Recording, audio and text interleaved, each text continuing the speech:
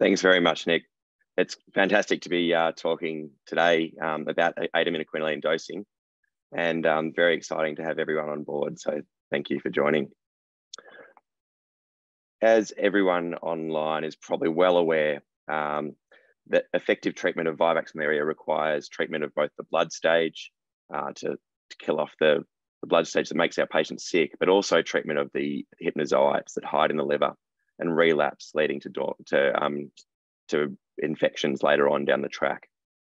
And this really leaves us with a problem, because to do this successfully and to kill off these hypnozoites, we have just one class of drug. And within that class, two drugs, one that's very old and one that's quite new. While they both prevent relapses, they also both come with another problem, and that is haemolysis. And it's really a matter of balancing these two things and trying to work out where we should be with these two things. So while anti-relapse efficacy is correlated with the total dose of Primaquine, the risk of haemolysis in comparison is primarily correlated with the daily or cumulative dose. Which leads us to the question, what dose and potentially what duration of treatment we should be doing, especially when we're talking about Primaquine, and that's what this talk will be focused on. As a reminder for everyone, I've put a little table here about the different doses of Primaquine that are used, recommended, but also used in research. And as you can see, I've listed them by their total dose and also by their daily dose. So you can see that there's two total doses, the low dose 3.5 milligrams per kilogram and the high 7 milligrams per kilogram, and three daily doses. So 0.25 low dose, 0.5 milligrams per kilogram per day, intermediate dose, and 1 milligram per kilogram per day, high dose. But what's the evidence for using these? Well, initial studies varied, but one of the initial studies on the Chesson strain suggested that actually none of these doses, but one in between, 5.25 milligrams per kilogram total dose over 14 days, probably had greater efficacy than 3.5 milligrams per kilogram. But there was remaining concerns about safety. And there was substantial US military experience with the 3.5 milligram per kilogram dose over 14 days and reasonable safety signals, although that can be debated. Currently, the WHO recommends 3.5 milligrams per kilogram per day or 7 milligrams per kilogram per day for different vivax endemic regions.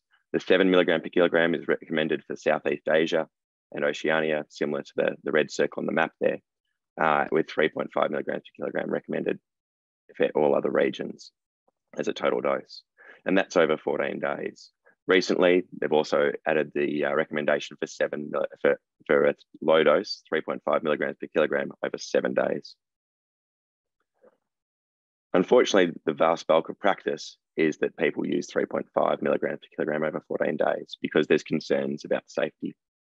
So really this leads to the question, well, is it worth pushing the dose? Is it worth going to 7? And unfortunately, there's a severe lack of direct evidence. Cochrane Review, published a few years ago now, found only 2 RCTs that were included in the review that compared the 3.5 and the 7 milligram per kilogram per day doses. And that's really where some of the studies that we have undertaken come in.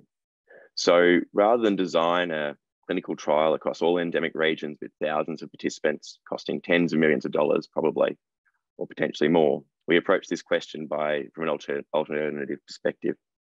We know Primaquine's been available for 70 odd years. And so in collaboration with Vaughan, we undertook a systematic review. We collated individual patient data, so the original patient data, and undertook a meta-analysis to explore this in more detail. We identified that there were 96 studies that were eligible for this. Around a third of these studies, just over, were able to include with 8,500 patients from 19 countries. And you can see the breakdown of the different Primaquine treatment categories on that figure on the right.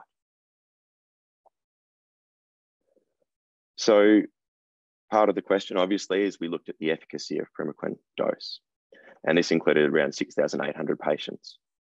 And this figure here plots the adjusted results from a Cox regression model, which was adjusted for age, sex, baseline parasitemia, and study site. It shows time over days versus risk of recurrence. And you can see quite clearly there's a benefit from giving Primaquine. For example, for the high dose Primaquine with the red line compared to the black line, no Primaquine, the adjusted hazard ratio is 0.1. And this means that for the number needed of patients needed to treat to prevent just one recurrence, you only need to treat just over one patient. Probably most importantly though is what's the difference between low dose Primaquine and high dose Primaquine? Is there a benefit with high dose? And we could see that there was a benefit. The adjusted hazard ratio with high dose Primaquine compared to low was 0.45, and the number of patients needed to treat to prevent one recurrence was 10. When we look at subgroups of patients by age or by their geographic locations, the results were fairly similar. So we were expecting to see that high dose Primaquine would be better in those with high relapse periodicity. So this is in Southeast Asia and Oceania. But what was slightly surprising was that it was also better in other regions. So in other parts of Asia, Horn of Africa, and the Americas. And this is the regions of low relapse periodicity.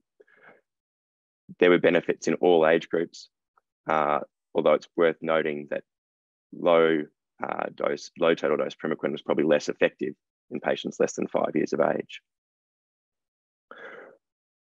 So should we restrict ourselves to these categorical doses that have been used historically? Potentially not. And we looked at this from a different perspective. We looked at this looking at Primaquine dose as a continuous variable. And this figure shows it compared to the hazard ratio, comparative hazard ratios with a reference of a Primaquine dose of 2 milligrams per kilogram total dose.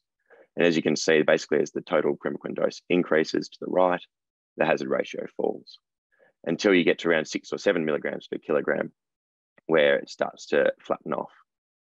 So it probably is a reasonable option to use a 7 milligram per kilogram total dose to get the maximal effect. I guess the elephant in the room and the cause for concern for all the clinicians and policymakers and researchers who are on tonight is haemolysis. And if we look at those who have normal G6PD activity, and by that I mean patients with greater than 30% G6PD activity, and compare patients receiving Primaquine versus those not receiving Primaquine, we can see a similar pattern. We see patients fall to an nadir hemoglobin around day 2-3 before rising. Importantly, in a population level, there's no difference between the hemoglobin levels in patients receiving Primaquine and those without. But by day 42, there's actually a benefit with a higher hemoglobin level in patients receiving Primaquine, because they're preventing the relapses that we know put a downward pressure on your hemoglobin and cause anemia. This was a small study we did a couple of years ago, or a smaller study, but we're now undertaking a larger study focusing more on Primaquine dose, and this has been led by Meg Rajasika. This forest plot on the right shows the dose, shows the adjusted values for the absolute change in hemoglobin at day 2-3 compared to day 0. And what you can see is for all 4 treatment categories, including those with no Primaquine, there's a very similar effect at a population level.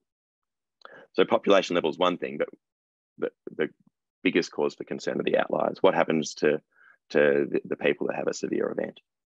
And one option for defining a severe event is someone who has a big fall. So someone who falls greater than 25% to something that's clinically relevant. And we're aware that falling to less than 7 grams per deciliter of hemoglobin is a potential reason for a blood transfusion. So I've pulled out these people here and added them in by treatment category.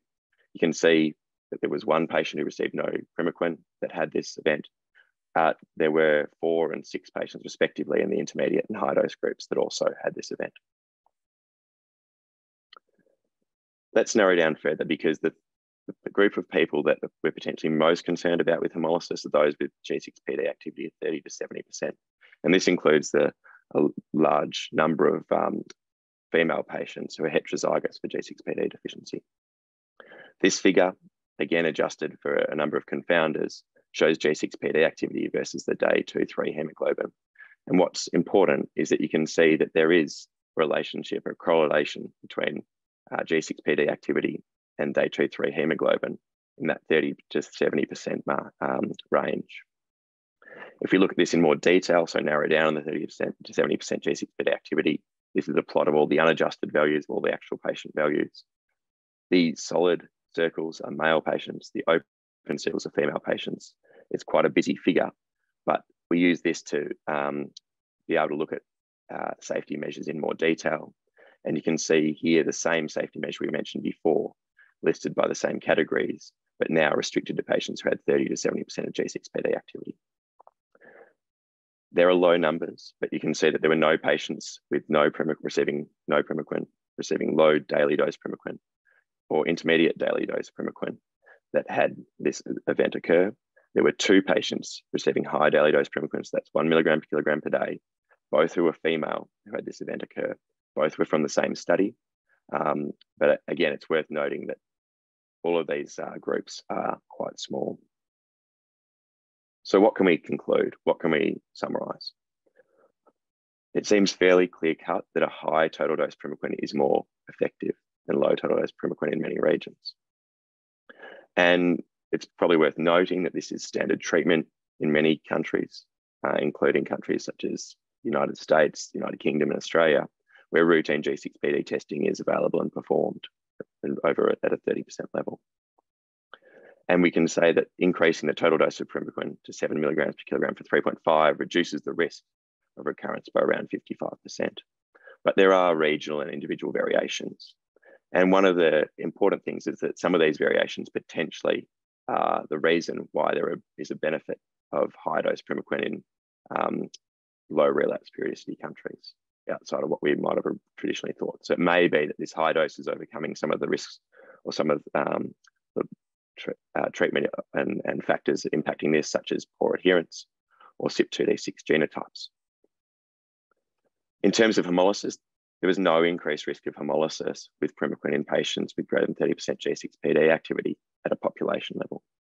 But what about those severe events? What about those outliers? Well, from these results did not appear to be an increased risk of severe events in patients with 30 to 70% activity who were treated with 0.25 or 0.5 milligrams per kilogram per day.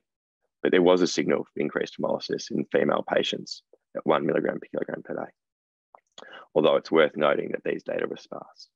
We are getting some additional data on these groups of patients coming through in the next few months. So hopefully we'll be able to answer this question in more detail. Finally, I'd like to thank everyone, many of whom are on this call, who have contributed this data and these studies, in particular, Meg Rajasika, Rick Price, Julie Simpson, and Peter Adler, who've helped me with this work.